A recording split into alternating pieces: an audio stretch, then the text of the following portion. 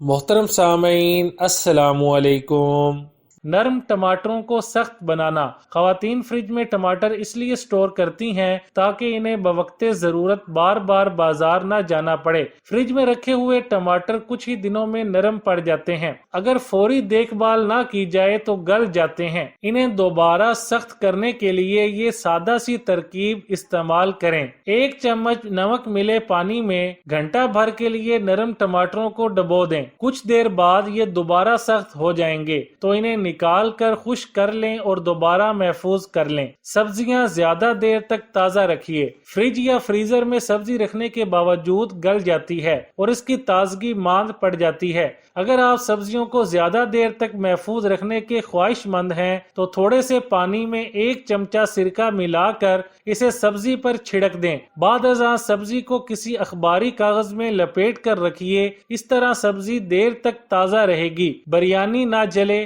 ख़वातीन अक्सर भूल जाती हैं और लम्हा भर में बिरयानी बर्तन की तह में लग जाती है। इसका आसान हल ये है कि बिरयानी की तह बे लीफ पकाते वक्त देगची की तह में तेज पात बिछा दें। इस तरह आंच मुनासिब तौर पर बिरयानी को पकाएगी और बिरयानी ना सिर्फ जलने से महफूज रहेगी बल्कि इसकी लज्जत भी ज्यादा होगी। बची हुई दाल का लजीज सूप बनाना। अगर पकी हुई दाल बच जाए तो इसे फ्रिज में रखने की बजाय इसका बहुत लजीज सूप बनाया जा सकता है। ग्राइंडर मशीन में इसे अच्छी तरह ब्लेंड कर लें। कड़ाही या खुले मुंह के बर्तन में हस्बे जरूरत कटती हुई प्याज डालकर फ्राई कर लें यहाँ तक कि वो हल्की ब्राउन हो जाए।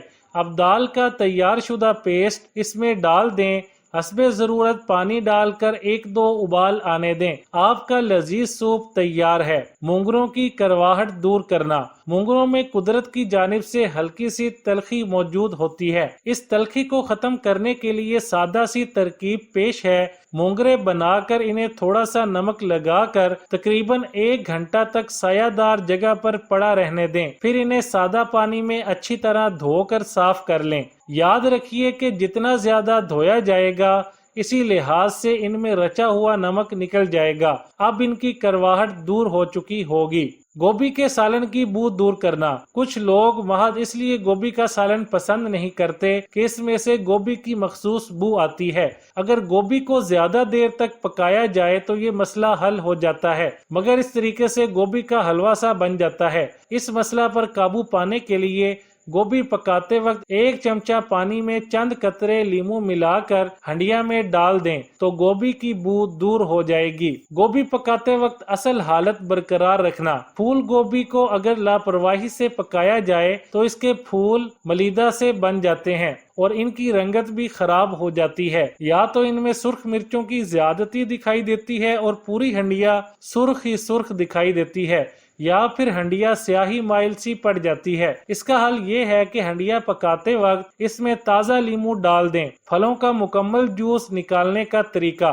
किसी फल का मुकम्मल रस निकालने के लिए इसे चंद मिनट के लिए गर्म पानी में रखें। बाद में इसका रस निकाल लें। फल से पूरा रस निकल आएगा। लीमू का रस भी इसी तरह से निकाला जा सकता है।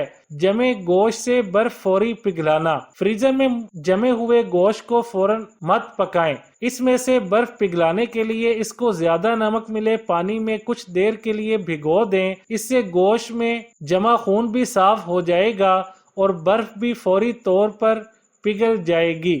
बच्चों की दूध की बोतल से बू दूर करें। दूध की बोतल में दूध रह जाने की वजह से अजीब सी बू आने लगती है। बोतल धोने वाले बुरश पर पेस्ट लगाकर अच्छी तरह साफ करें, बू खत्म हो जाएगी। यही अमल आप थर्मस के लिए भी इस्तेमाल करें। ये बू खत्म करके इसके फ्लास्क को चमका देगा। लिफाफा या कागज चिपकाने के लिए गोंद ना मिले तो टूथपेस्ट लगाएं, ये बेहतरीन ग्लू का काम देगा। मोबाइल की स्क्रीन चमकाएं। टूथपेस्ट मोबाइल की स्क्रीन पर लगाकर कपड़े से साफ करें, चमकने लगेगा। पुराने सिक्के साफ करें। कुछ लोगों को पुराने सिक्के जमा करने का शौक होता है, मगर कुछ अरसा बाद ये काले हो जाते हैं। किसी प्याले में टूथपेस्ट डालकर सिक्कों को इसमें डाल दें। फिर थोड़ी देर बाद बुरश से रगड़कर पानी से धो लें, ये साफ हो जाएंगे। برف کی ڈلی سے سر یا گردن کے پچھلے حصے پر مساج کیا جائے تو اس سے آدھے سر کے درد کو کم کرنے میں مدد ملتی ہے۔ اگر سونے سے پہلے 10 گرام شہد کھلایا جائے تو کھانسی کی شکایت میں کمی آتی ہے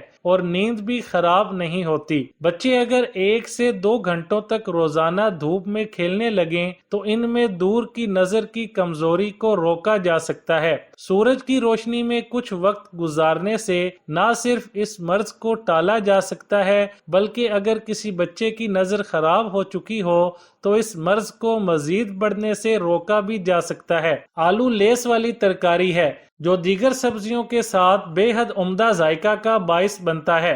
بسا اوقات مختلف سبزیاں دیر تک پکائی جاتی ہیں، ایسی سبزیوں کے ساتھ پکائے گئے آلو بعض اوقات بالکل کھل جاتے ہیں۔ اس پریشانی سے بچنے کے لیے پکانے سے پہلے آلوؤں کو چھیل کر اس کے آدھے ٹکڑے کر کے نمک لگا کر 15 منٹ کے لیے رکھ دیں۔ اس کے بعد انہیں دھو کر ہنڈیا میں ڈال دیں۔ ایسا کرنے سے آلو گھلنے سے محفوظ رہیں گے۔ کچے آلوؤں کو ذائقہ دار بنانا۔ کئی ایسی ڈشز ہیں جن میں آلوؤں کو کچل کر ڈالا جاتا ہے۔ ایک سادہ سی ترکیب یہاں پیش ہے۔ جب آپ آلو کچلنے بیٹھیں تو ان میں مرچ، دودھ یا مکھن کی جگہ میونیز کا استعمال کریں۔ اس سے ان کی شکل، ذائقہ اور رنگت میں خوشگوار تبدیلی آئے گی۔